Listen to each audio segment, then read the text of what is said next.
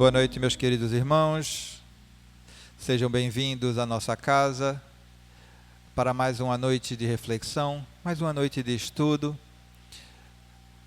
Hoje temos a grata satisfação de contar com a presença da nossa irmã, querida irmã Marlene Andrade, trazendo para nós do livro Joana de Ângeles, Amor, Imbatível Amor, o tema Necessidades e Objetivos.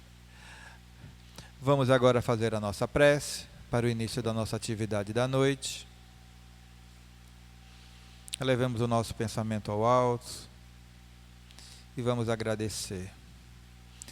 Querido Mestre Jesus, querido irmão e mentor Moacir, agradecidos estamos por essa oportunidade de aprendizado aqui, na tua casa, em nossa casa, casa que nos acolhe, que nos auxilia, que nos inspira a continuar no caminho correto. Que o nosso Mestre Jesus possa abençoar a todos nós, a todos que aqui chegamos e a todos aqueles que por algum motivo também não conseguiram aqui estar.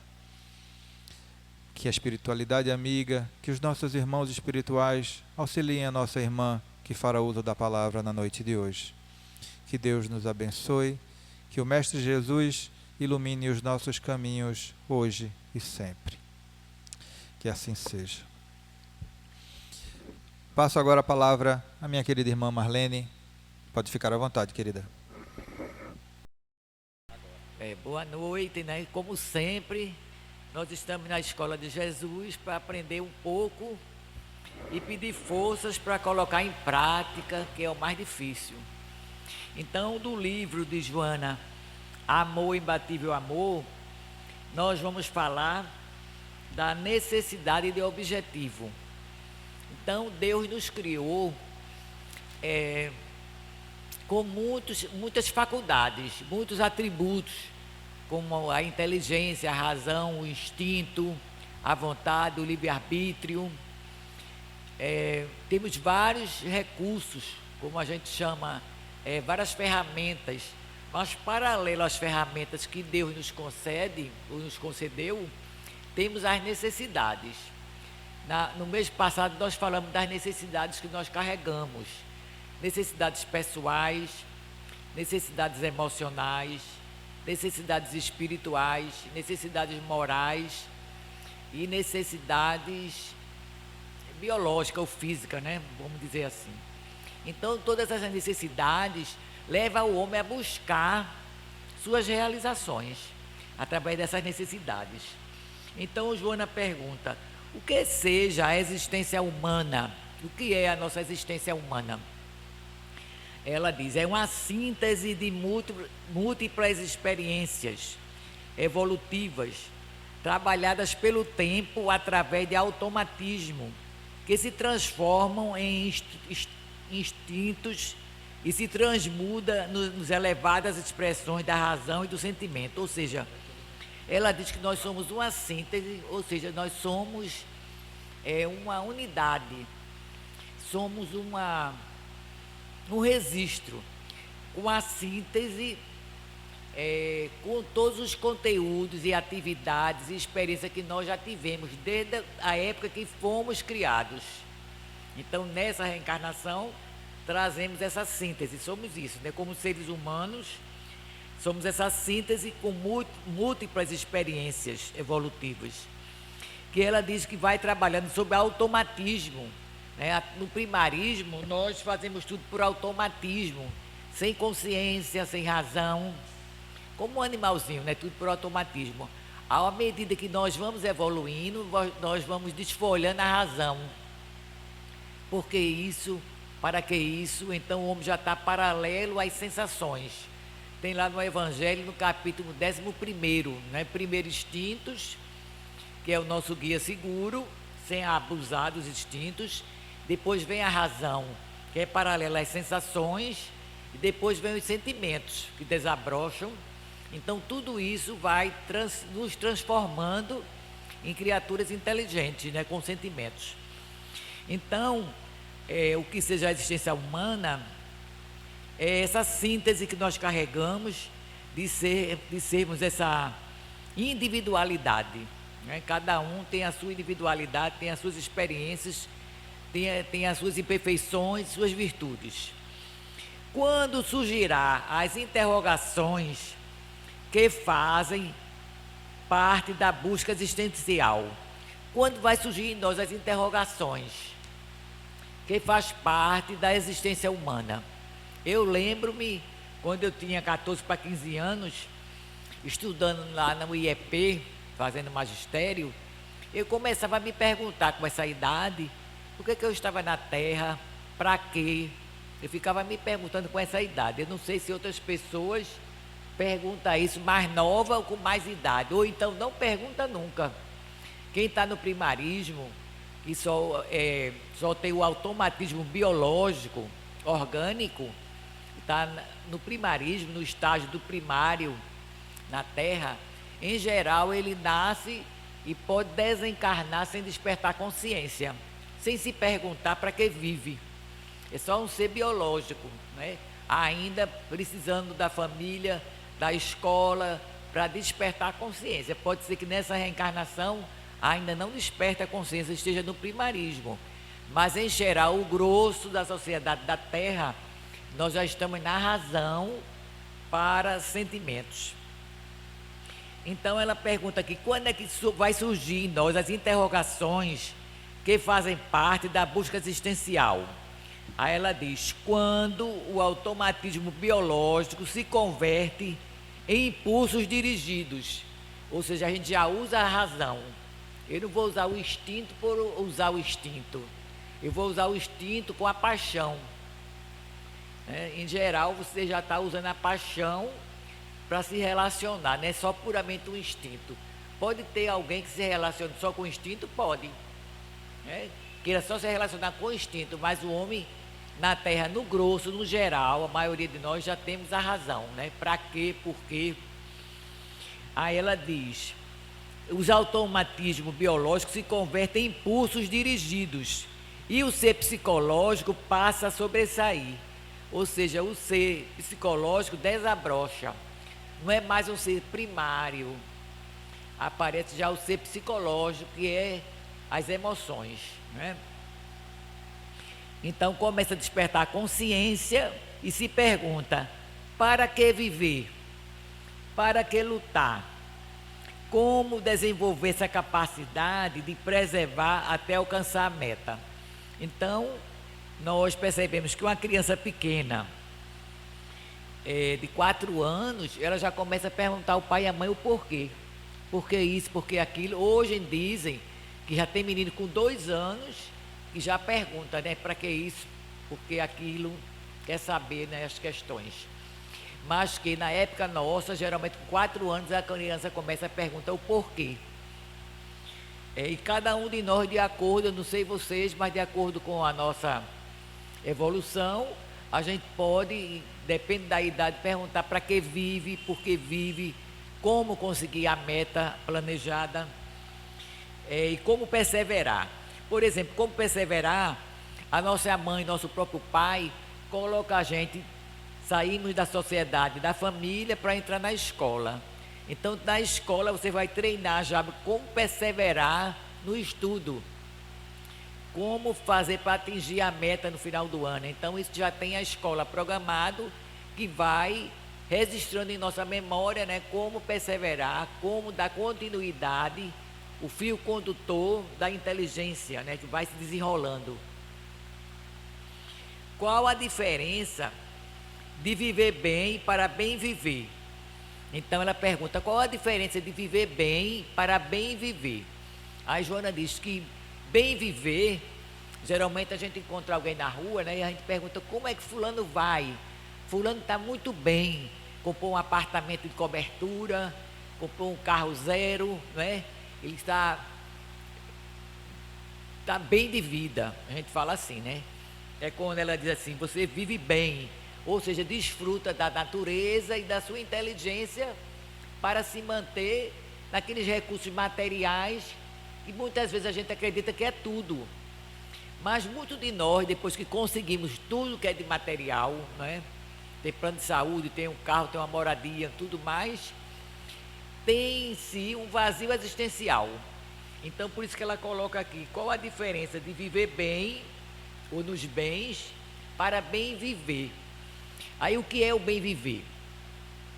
Ela diz, são realizações internas da alma, né, do espírito, com o desenvolvimento ético adequado. É o desenvolvimento do amor, da coragem, desenvolvimento da confiança, da verdade, que são as 4 bases, né, da evolução ética, que proporciona bem-estar interior. Eis a razão por que lutar. Então, a doutrina dos Espíritos diz que a nossa luta, vamos dizer, 80% da nossa luta deveria ser para o espírito. Só que na sociedade materialista é o inverso, né? A nossa luta é para as coisas materiais, que somos ainda muito materializados. Pouco tempo a gente tem para trabalhar o espírito. Se nós pudéssemos trabalhar 6 horas por dia e fosse trabalhar a nossa emoção, nosso espírito, né? Se preparar para se melhorar, para trazer esse bem-estar que ela fala, seria muito enriquecedor e chegaremos lá. Mas por enquanto ela fala que a diferença é essa, que o bem viver é justamente as realizações interiores, que a modo grosso, né? Como é que se diz? De maneira grosseira, nós desenvolvemos o amor, porque temos a família, temos a profissão, de todo jeito a gente, indiretamente ou diretamente, desenvolvemos o amor, né? Tudo já muito esquematizado. A coragem também de enfrentar os desafios, a confiança em Deus e em si mesmo, e as verdades, que muitas delas são relativas, né? E tem as verdades espirituais. Então a gente coloca na seguinte pergunta: para que viver? Para lutar pelo crescimento pessoal, ou de vários aspectos de transformação ambiental que faculta a existência feliz e mais integração com a consciência cósmica. Então ela diz, nós estamos na Terra para lutar para o crescimento espiritual, porque a felicidade não consiste nos bens materiais, a felicidade consiste no bem que a gente faz a nós mesmos e à comunidade. Então Deus é tão justo que a felicidade não está nos bens materiais. Precisamos dos bens materiais, o necessário para sobreviver, mas a felicidade não consiste nisso. Mas a felicidade real consiste no bem a fazer ao próximo e a você mesmo. Isso aí é que vai dar a realização pessoal e espiritual. Mas ainda a gente não tem essa visão no mundo, né, desse bem que precisamos vir buscar aqui na Terra. O que acontece com a criatura sem motivação? O que acontece quando a criatura não tem motivação, vive sem motivação? Pode cair no vazio existencial, perde-se, torna-se instrumento dos outros, agindo conforme as demais pessoas, em atitudes conformistas, agressiva, assumindo modismo, despersonalizando-se, muitas vezes foge para o alcoolismo, para as drogas, para o sexo, tomba na depressão. Outros se refugiam em comportamentos impróprios, buscando o poder e a glória efêmera para chamar a atenção. Então ela diz, ninguém pode viver sem objetivo. E quando a criatura, que não é primário, não é primarismo, né? Ainda não, já saiu do primarismo, está na razão, está nos sentimentos, tem inteligência, e ela vive sem motivação, ela pode cair no vazio existencial. Então é como se ela perdesse o endereço de si. Por exemplo, na minha família eu percebo sobrinhas minhas espiritualizadas, mas que o comportamento e a educação dos pais foi só para as coisas materiais. Então, o que a gente percebe? Depressão, angústia, vão ao psiquiatra tomar remédio, a gente percebe que não tem brilho, a vontade de viver é pouca, porque ficaram ligadas nas coisas materiais, né? E tudo isso, como ela diz, muitas vezes nós fugimos para o quê? Para o álcool, para a droga. Eu lembro-me que quando eu era nova, só existia 2 tipos de cerveja, que era a Brahma e a Antártica, que eu não sou nova, né? Mas agora dizem que tem mais de 100 tipos. Então, praticamente, né, é uma correnteza de criaturas que, quando não buscam a religião, geralmente esse vazio existencial ele é grande, né? Porque nós pertencemos a Deus, somos filhos de Deus, criados por Deus, pertencemos a Deus. Então, quando a gente não procura a primeira lei de Deus, que é a adoração a Deus, se ligar a Deus, a Jesus, a Maria Santíssima, o que acontece conosco? Nós vamos precisar de uma bengala psicológica, no geral. Então, esses pais que não buscam a Deus, não ensinam os filhos a buscar a Deus, nem a Jesus, nem tem um segmento religioso, em geral, os filhos também vão imitar os pais. Minha filha conta que há pouco tempo teve uma formatura, que não chega nem a ser formatura, né? Terminaram o 2º grau numa escola de rico aí, e fizeram a festa arcada ali, 2 irmãos. O que tinha de jovem de 16, 17 anos, tudo vomitando, de tanto beber. Umas jovens lindas, com todos os recursos financeiros, né? Com aquela condição, porque a festa custou uns 10 mil reais para cada aluno. Quer dizer, são pessoas que têm condições financeiras. Mas as jovens, tudo, ou com cigarro eletrônico, ou vomitando de tanto beber. Aí aprenderam isso onde? Aonde aprenderam isso? Então, já começa aí copiar os pais e começa também seu vazio existencial. Porque fica no automático, né, da intelectualidade, que é necessário, é muito importante. A gente não está dizendo que não é importante a pessoa se profissionalizar. É necessário, é de utilidade da sobrevivência até. Mas que a gente não pode se esquecer de Deus. Lá na frente a gente vai ver o que é o recado, né, do Evangelho, o que é que diz para a gente. Aí no livro dos Espíritos, a primeira lei de Deus é a lei de adoração. Então já começam os jovens, né, buscar esses recursos do álcool, do cigarro, do sexo, de tudo que está o mundo oferecendo para preencher esse vazio existencial. Aí ela diz, termina o quê? Se despersonalizando-se e indo em grupo. Fulano faz, eu faço também. Senão eu fico fora do grupo, não é? Não sabe nem a razão porque está bebendo às vezes, começa até a beber sem a razão, mas lá dentro tem aquele vazio que não é preenchido e vai no grupo também. E aqui ela diz, e outros se refugiam-se em comportamentos impróprios, buscando o poder, a glória efêmera para chamar atenção. Isso a gente também vê hoje muito na mídia, né?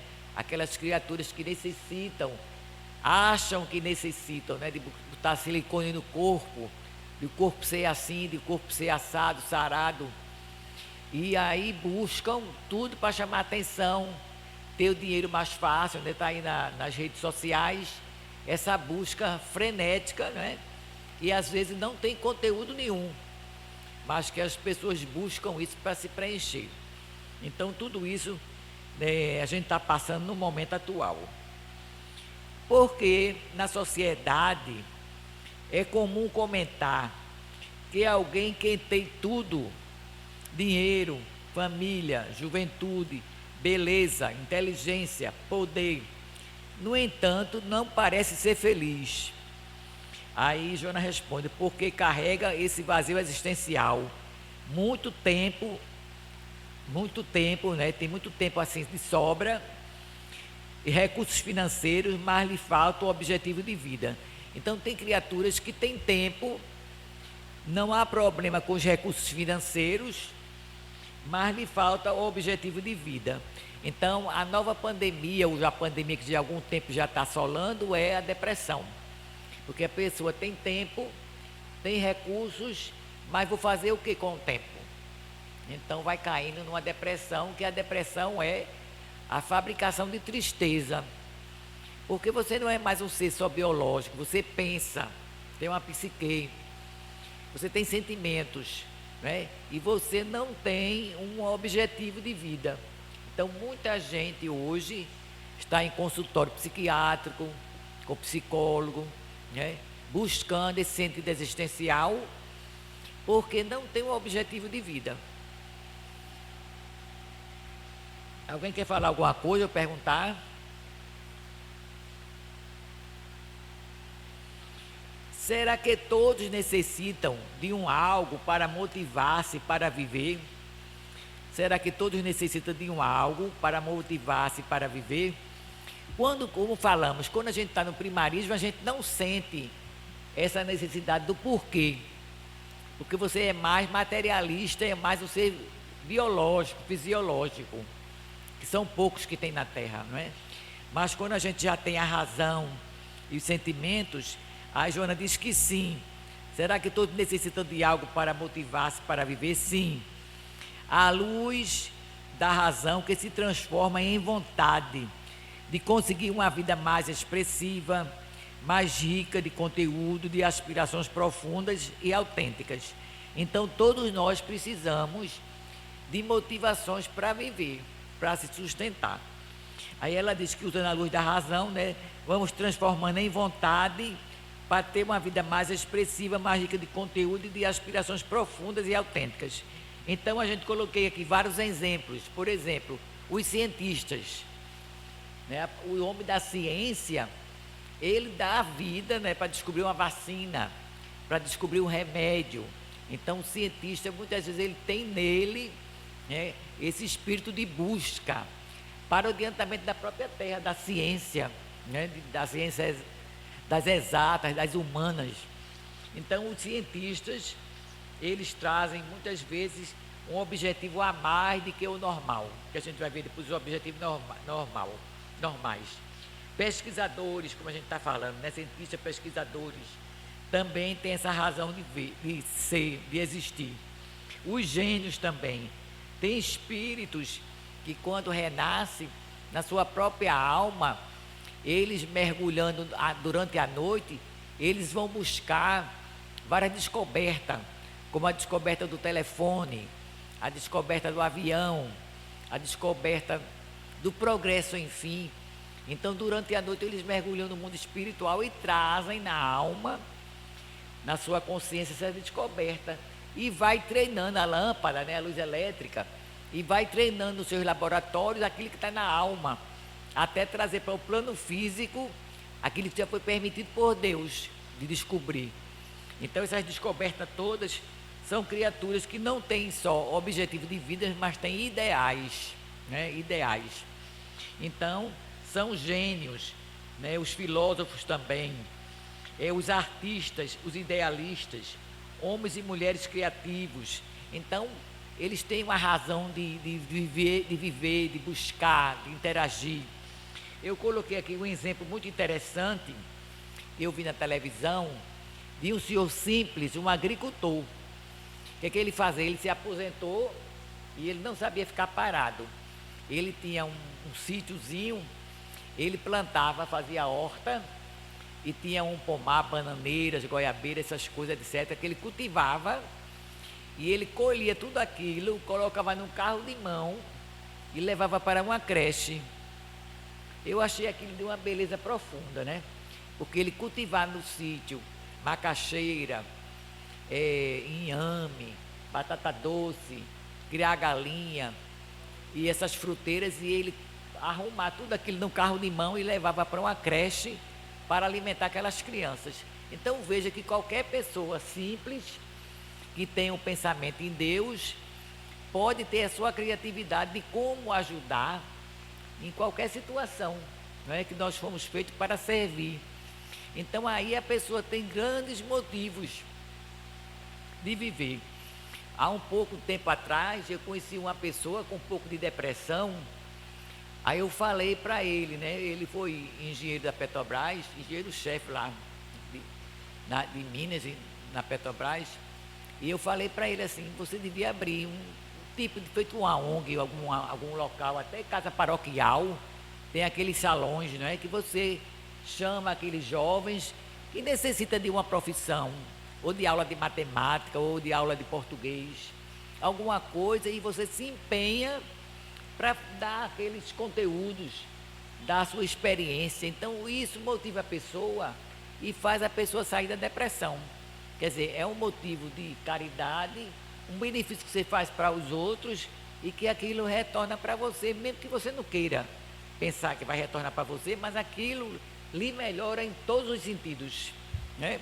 Porque Joana também fala, os aposentados, geralmente homens, quando se aposentam, ele tem mais facilidade de ficar com depressão do que as mulheres, porque as mulheres já foram criadas para fazer 1000 coisas, né?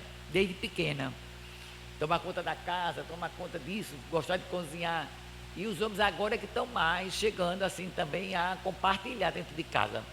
Então ela diz que os homens, a maioria quando se aposenta, fica meio depressivos, no início não, porque é um descanso que necessita, mas depois tende a uma depressão se não procurar um caminho de ser útil, porque Joana de Ângeles fala também que há 4 pilares da autoestima, e um dos pilares é a produtividade, né? Ela fala da bondade, honestidade,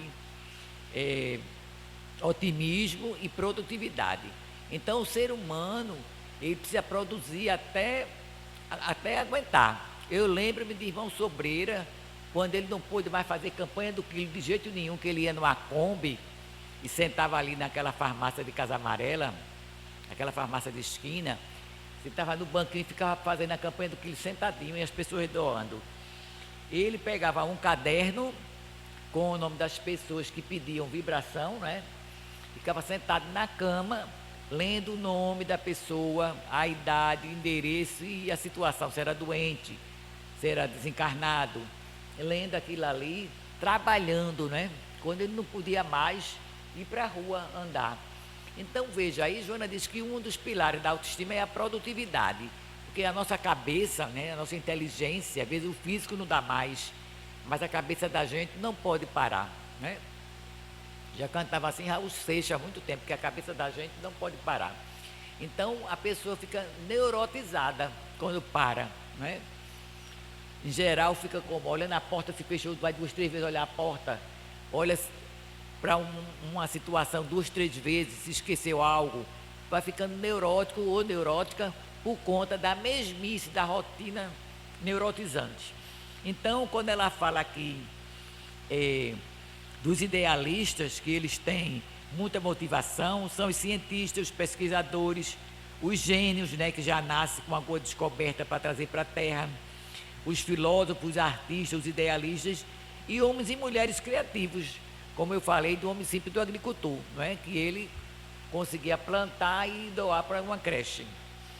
Quais os tipos de motivação que podemos citar? Então Joana nos ajuda trazendo os tipos de motivações que podemos citar. Aí ela bota um afeto familiar. Ora, se você tem um companheiro, não é? É uma motivação de você ter aquele companheiro.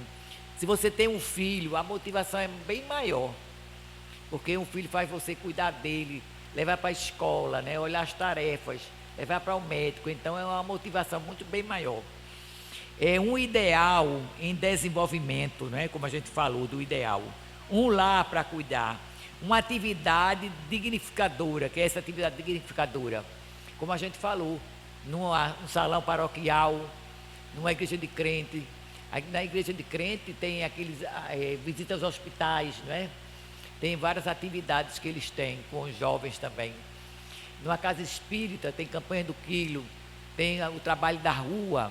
Então tem N trabalhos que dignificam, as ONGs também, que a gente vê por aí, que são trabalhos dignificadores. O retorno, né, a um serviço interrompido, às vezes a gente para um serviço e se aperfeiçoou, fez um curso, quer voltar para trabalhar.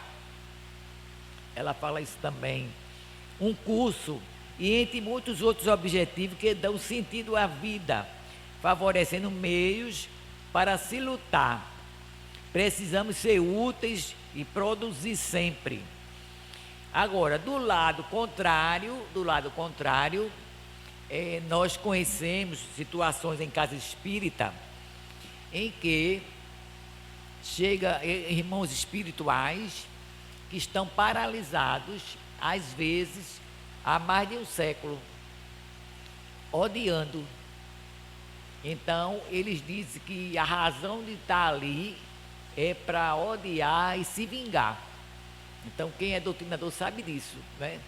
Que a gente fala para que eles percebam a energia do ambiente da casa aqui, da casa espírita, para ele sentir um pouco de paz, para ele repensar a vida dele, que ele está muito infeliz e há muito tempo que ele sofre, porque a pessoa que está carregando essa energia do ódio e da vingança sofre muito, é um sofredor. Não é que ele não tenha razão, ele pode ter sido ofendido, pode ter sido lesado, deve ter a sua razão, mas que ele continua ligado a uma pessoa que ele detesta. Quer dizer, além de você ter sido ofendido, ter sido machucado, lesado ou até morto, você ainda está ligado àquela pessoa que lhe fez o mal. E o objetivo que eles dizem da existência deles é só um, é só se vingar, né? E geralmente às vezes não abre uma brecha para que a gente dê uma palavra e eles aceitem. Muitos casos, ele diz que vai pensar depois e às vezes voltam ainda abrindo uma brechinha para sentir um bem-estar. Mas em geral a razão de viver é um ideal negativo, é um ideal pernicioso de odiar, de perseguir, de prejudicar, com o espírito de vingança. Então Joana coloca também que tem pessoas que a razão de viver, não é se vingar de alguém. A gente vê isso em novela, né, também, da pessoa perseguir o outro, né, até o final.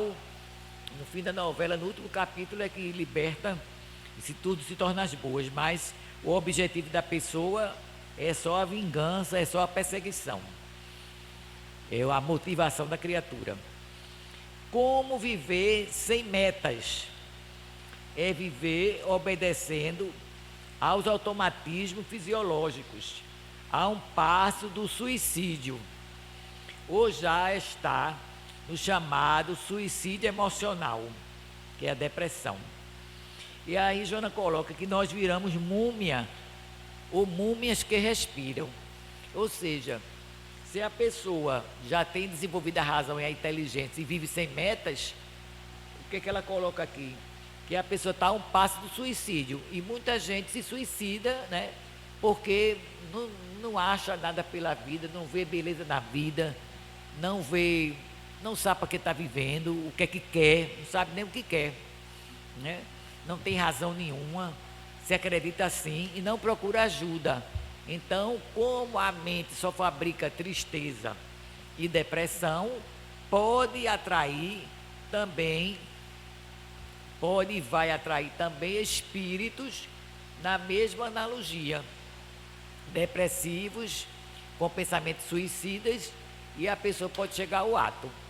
Quando a pessoa não tem a coragem de chegar ao ato, ao suicídio, ela pode viver num suicídio emocional, quer dizer, sempre em depressão.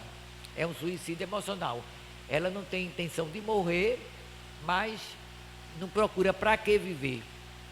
Então vive sempre em depressão, sempre num remédio, com raiva até porque amanheceu o dia, com raiva porque vai tomar banho, porque tem que comer, e assim aborrecido. Então nós não podemos viver sem meta.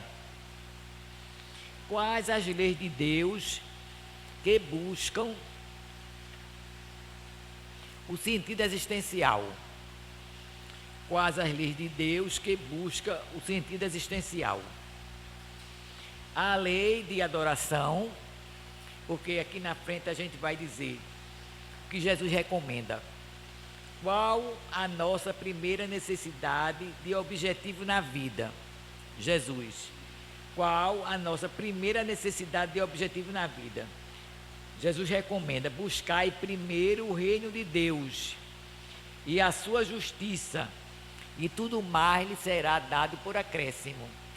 Parece uma filosofia distante de nós, não é assim? Uma filosofia distante de nós.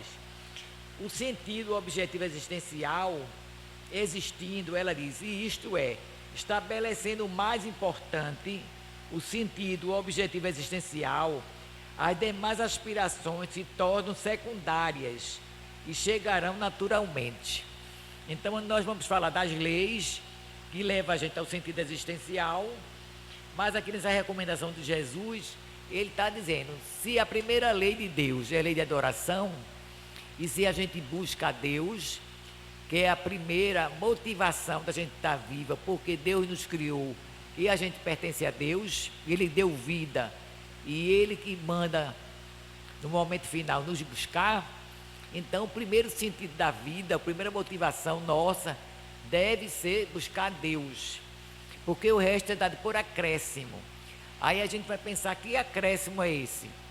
Aí eu já falei aqui, posso repetir, daquela irmã Luzia, né, de irmão Sobreira, que ela criou 13 filhos dentro do mato, sem água, sem luz, sem escola, sem igreja, e ela buscava as duas leis de Deus, foi a lei de adoração a Deus e a lei do trabalho.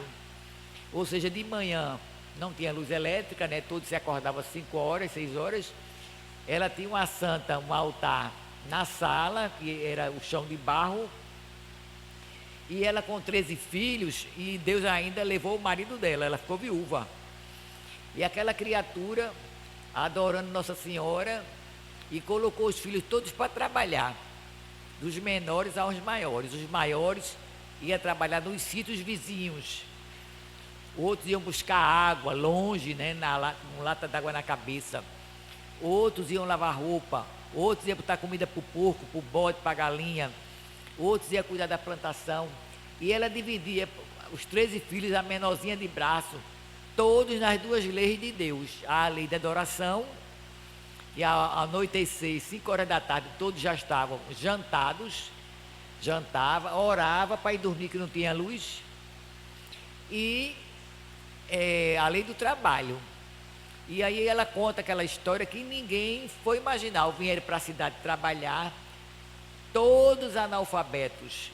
É modelo de vida? Não é modelo de vida, mas o que eu quero dizer é que Deus dá a saída, a motivação, a intuição, e todos vieram para a capital, não é? E todos tiveram seu trabalho simples, tiveram as suas casas, tiveram seus filhos e casaram, etc. A gente não está dizendo que é modelo, está dizendo que quando Deus coloca que a primeira lei é a lei da adoração, é porque a primeira lei que vai dar para a gente abastecer o mais importante, que é a ligação com Deus, vamos ter a intuição de como fazer para subsistir, né? Porque desde a época do homem da pedra, que a gente se alimentava, né? Criamos o fogo, descobrimos o fogo, a roda, etc.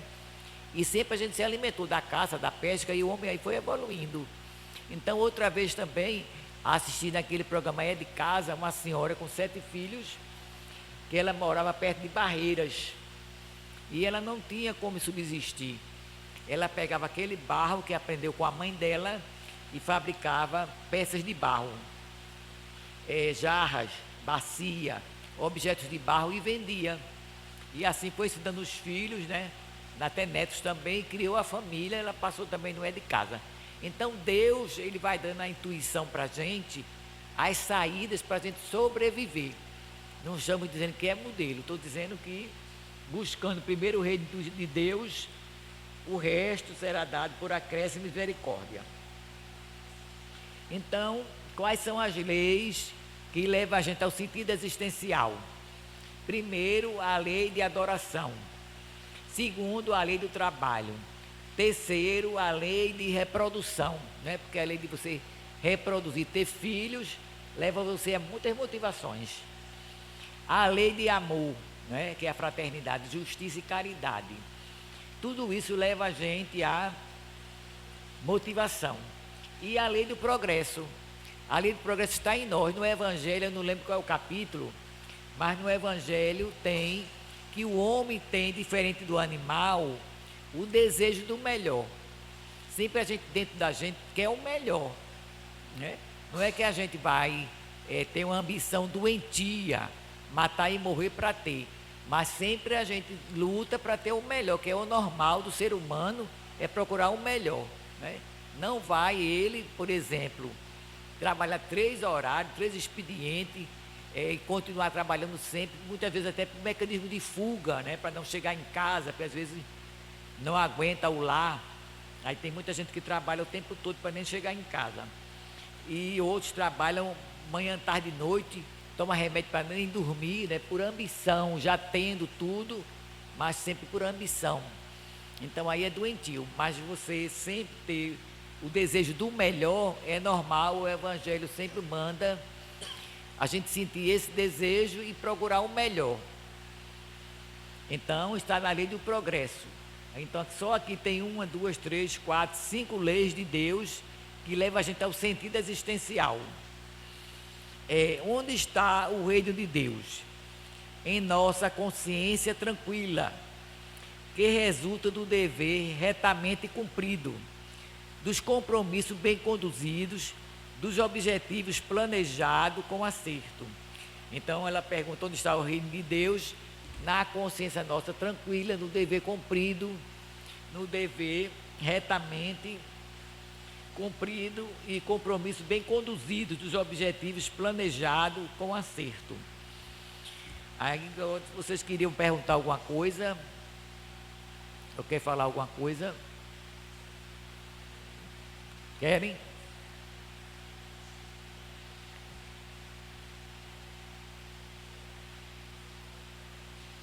Então ela diz aqui que eu simplifiquei e transformei em perguntas.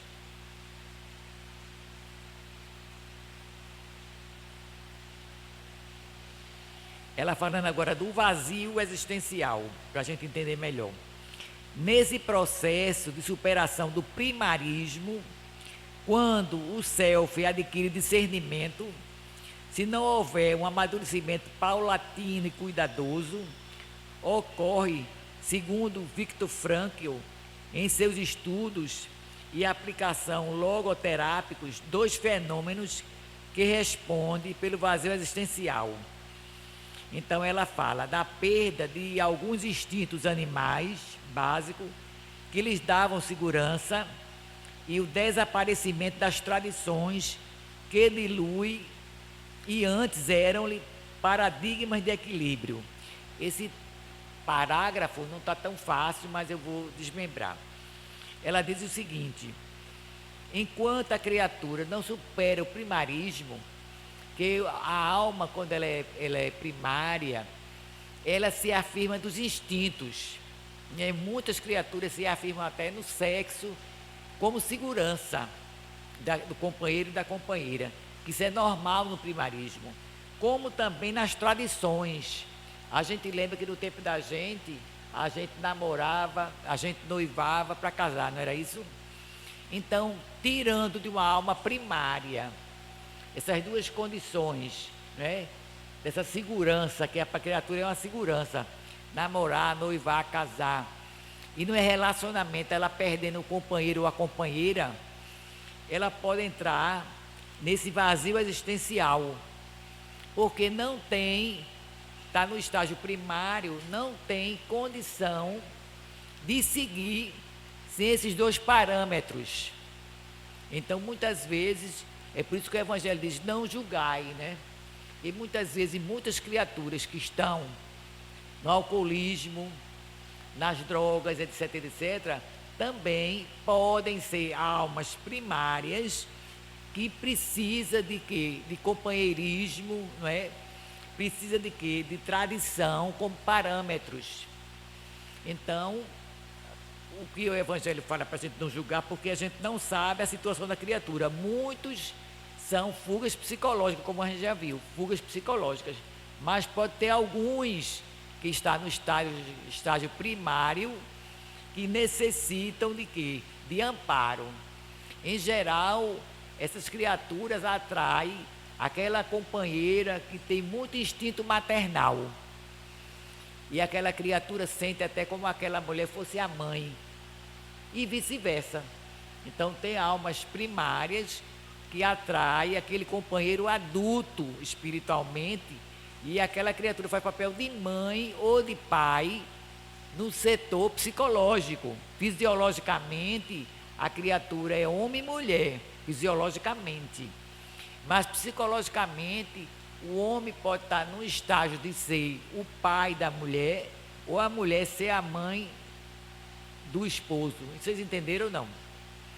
A alma é primária e atrai. Quer dizer, Deus permite que aconteça isso, justamente para aquela alma desabrochar sua consciência, que está no estágio primário. E o outro que está se doando, ele está se elevando, se purificando, por ter aquela relação com a criatura mais primária. Então é um sofrimento para a alma mais velha, pela distância energética, um mais evoluído e outro mais primário.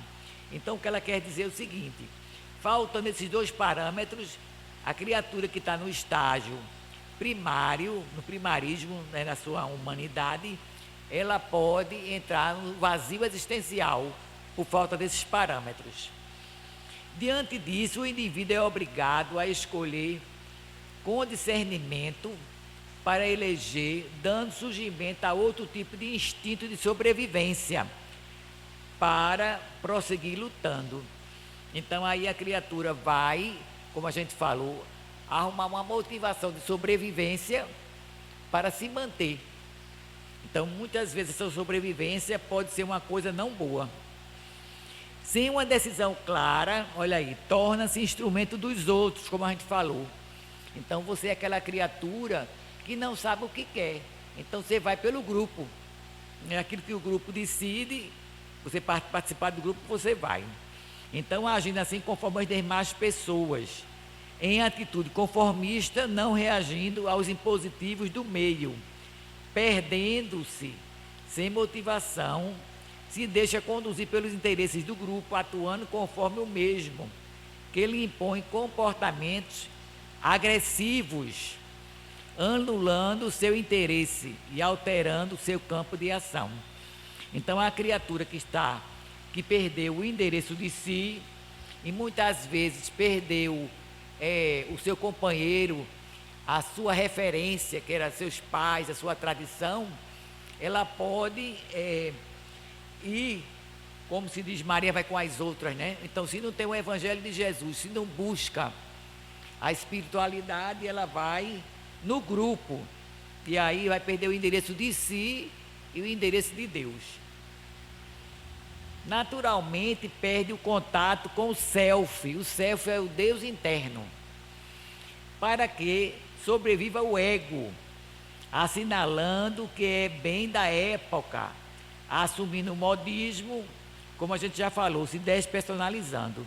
Então a gente vê e se preocupa, né? A multidão hoje, as criaturas, né, naquela falange de seguir os outros, e a gente vai ver muito isso agora no carnaval, que as pessoas às vezes não vão só para brincar, mas elas vão com o sentido de se vingar dos outros, de perturbar.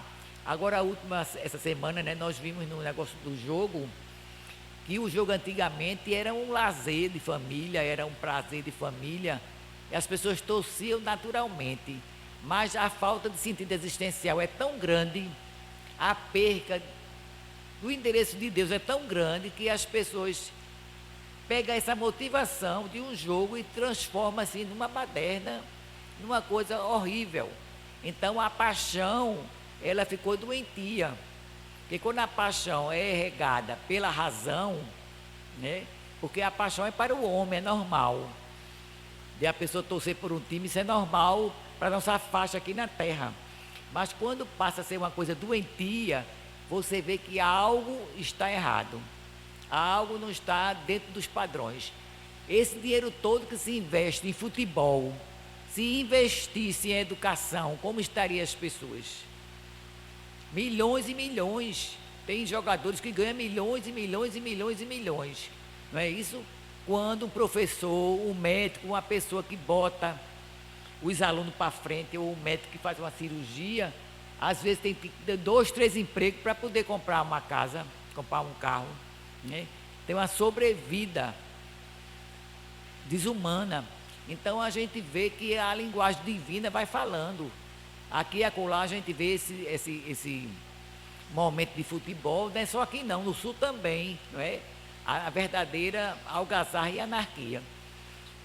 Indiretamente é a terra falando que, em vez de investir em futebol, parte ou a metade, se investisse em educação, o mundo estaria diferente. A gente vê os jovens pela rua, tudo sem direção e sem Deus, que é o pior, né? Então, aqui fala aqui, ó, do modismo. Então, a pessoa vê um fazendo, os outros vão fazer também. Nesse vazio surge, por falta de motivação real, para prosseguir, foge para, como eu disse a vocês, para o álcool e droga.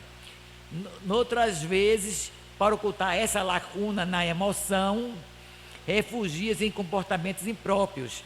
A gente viu também, que eu já falei aqui, naquele show, né? Daquela artista que veio do estrangeiro, e a população toda do Brasil foi para o Rio de Janeiro, assistiu o show, quando o show não era só um show, era um show com depravo, né? Então, muita gente que estava também nesse vazio existencial, correram para assistir aquele show como se estivesse assim, não é dizendo aplaudindo, mas reivindicando, não, comprovando a autenticidade da criatura, ou como se aquilo fosse correto, né? Até a bandeira do Brasil se coloca como um biquíni. Quer dizer, você poderia fazer um show com talentos, mas não, usa o quê? A parte de corromper os jovens, de corromper as pessoas que já estão desavisadas, né? Aí você vê, todas aquelas criaturas estavam ali bebendo. Alguns não estavam bebendo, mas a maioria bebendo, se depravando com aquilo ali. Então é que Joana chama a atenção dessa falta nossa do primeiro mandamento, que é a adoração a Deus, do sentido existencial. E a gente fica perguntando até onde a gente vai parar, né?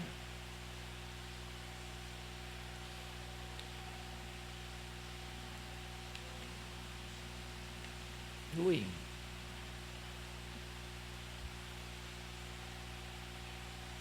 Ela diz também, Joana, existir significa ter vida, fazer parte do universo, contribuir para a harmonia do cosmos. Ou seja, nós vivemos, nós fazemos parte do universo, somos criaturas que fazemos parte do universo. A gente tem que se ver como uma unidade que veio para melhorar o ambiente nosso, o nosso lar, o nosso instituição, a nossa família, os nossos netos. Então, somos uma unidade que viemos trabalhar pela harmonia do cosmos. A existência humana, né, ela fala, né, que eu já falei, que é uma síntese de múltiplas experiências evolutivas.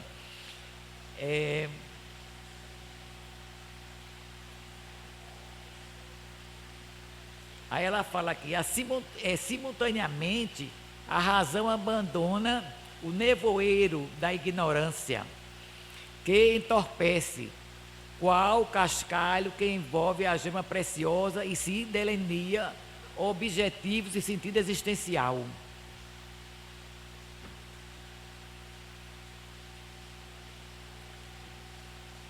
Ficou curto o meu conteúdo hoje. Falta 5 minutinhos, eu vou ler uma mensagem para terminar o tempo.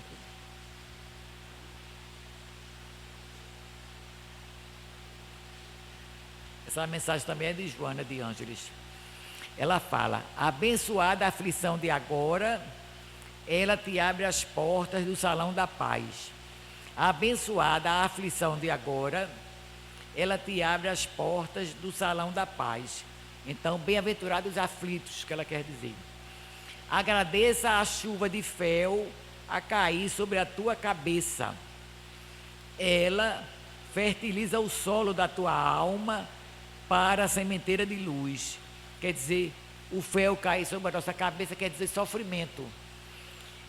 Ela fertiliza o solo da tua alma para a sementeira de luz. Ou seja, veja, a gente está com uma doença terminal, mas é uma limpeza da alma para que a gente desencarne melhor.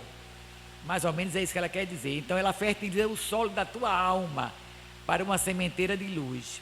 Rejubila-te com o espinho cravado no coração. Ele te adverte dos perigos eminentes de todos os caminhos. Essa frase eu fiquei pensando muito para entender. Rejubila-te com o espinho cravado no coração. Ele te adverte dos perigos eminentes de todos os caminhos. Eu pensei, porque todos os caminhos há perigos. Todos os caminhos têm perigo.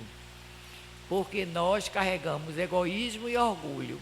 Então, todo caminho que eu tomar, toda instituição que eu tiver, familiar, religiosa, do trabalho, qualquer canto que eu tiver, eu carrego orgulho e egoísmo, vaidade e outros defeitos.